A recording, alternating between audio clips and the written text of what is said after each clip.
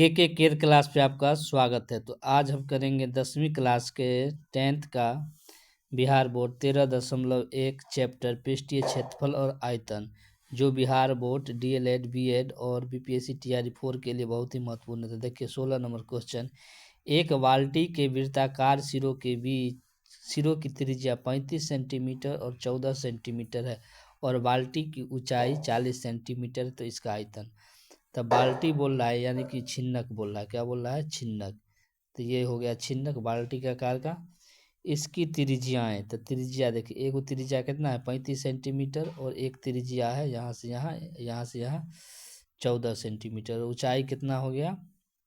ऊंचाई है 40 सेंटीमीटर। तो आयतन पूछ रहा है। तो छिन्नक का आयतन होता है, क्या होता है? 1/3 पाई एच। कैपिटल बड़ा त्रिज्या को कैपिटल आर मान लेंगे तो आर स्क्वायर, और छोटा को स्मॉल आर स्क्वायर, अब प्लस आर इंटू आर। अब यहाँ पर मान बैठा दीजिए। 1/3 पाई का मान 22/7, एच का मान हो जाएगा 40 और इधर 35 का स्क्वायर प्लस 14 का स्क्वायर प्लस 35 अगुना में 14। जब इसका कैलकुलेशन करेंगे तो आंसर क्या आ जाएगा? आंसर आएगा ये बी नंबर ऑप्शन सही होगा। 17 नंबर, गोला का संपूर्ण पृष्ठ क्षेत्रफल निम्न में क्या होगा? अगर गोला का पूछ रहा है, किसका?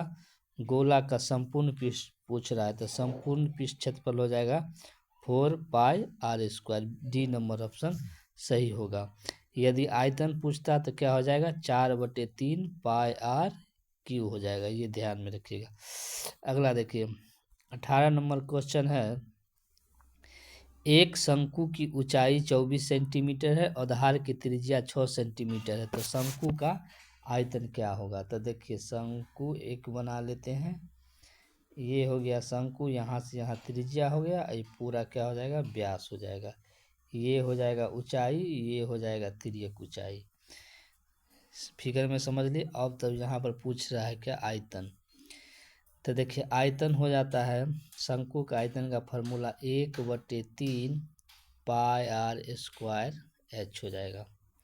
ठीक, यहाँ पर देखिए पाई का मान नहीं बैठाना है, तो 1/3 लिख लेंगे, पाई लिख लेंगे और त्रिज्या हो गया 6, तो आर के जगह 6 लिखेंगे। 6 का स्क्वायर कीजिएगा तो 36 हो जाएगा। एच का मान हो जाएगा 24 हो जाएगा। 3 से काट देंगे तो 8, अब गुना कर दिए।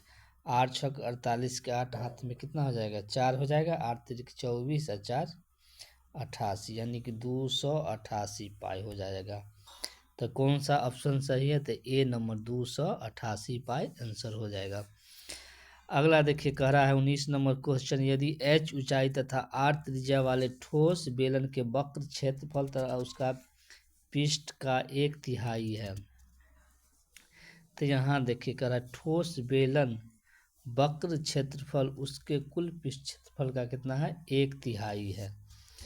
तो देखिए वक्र होगा, वक्र पृष्ठ हो जाएगा 2 पाई आर एच हो जाएगा और उसके कुल पृष्ठ का, तो कुल पृष्ठ हो जाएगा 2 pi r into h plus r का 1/3, यानी कि बटा में 3 कर देते हैं।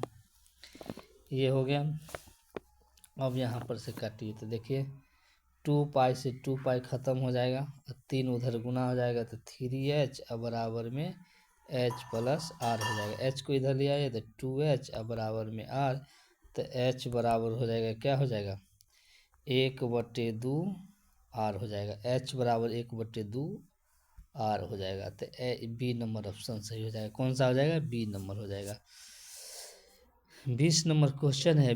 12 सेंटीमीटर व्यास के एक गोले द्वारा हवा का विस्थापित आयतन, तो व्यास है, व्यास कितना है? 12 सेंटीमीटर है। 12 सेंटीमीटर, तो त्रिज्या हो जाएगा 12/2, तो कितना हो जाएगा? 6 सेंटीमीटर। तो हमको पूछ रहा है आयतन, तो 4/3 पाई आर क्यू हो जाएगा। तो 4/3। अब यहाँ पर देखिए पाई का मान नहीं बैठाते हैं, ठीक। तो यहाँ हो गया त्रिज्या हो गया 6, 6 का क्यूब करेंगे तो कितना हो जाएगा 216। 3 से काट दीजिए, 3 × 7 = 21, 3 दूना 6, 4 से गुना कीजिए, 4 दूना 8, 7 × 28, यानी 288 पाई हो जाएगा। कितना हो जाएगा 288 पाई। डी नंबर ऑप्शन सही हो जाएगा। अगला देखिए 21 नंबर क्वेश्चन। 5 सेंटीमीटर भुजा वाले घन को काटकर 1 सेंटीमीटर भुजा वाले कितने घन बनाए जा सकते हैं? तो देखिए ध्यान से देखिएगा, एक है ये देखिए 5 सेंटीमीटर का क्या है भुजा है, किनारा है। इससे पूछ रहा है कि 1 सेंटीमीटर वाला कितना बनाया जा सकता है। तो क्या करेंगे, बड़ा जो है जिसका भुजा बड़ा है, ठीक है, उसमें छोटे वाले भुजा से वो भाग दे देंगे तो छोटे वाले भुजा की संख्या निकल जाएगा। तो हम निकाल देते हैं। देखिए आयतन में भाग दे तो 1 सेंटीमीटर भुजा वाले घन की संख्या को n मान लेते हैं। तो यहाँ ऊपर में लिखेंगे बड़ी भुजा वाले घन का आयतन, अब बटा में छोटी या 1 सेंटीमीटर भुजा वाले घन का आयतन।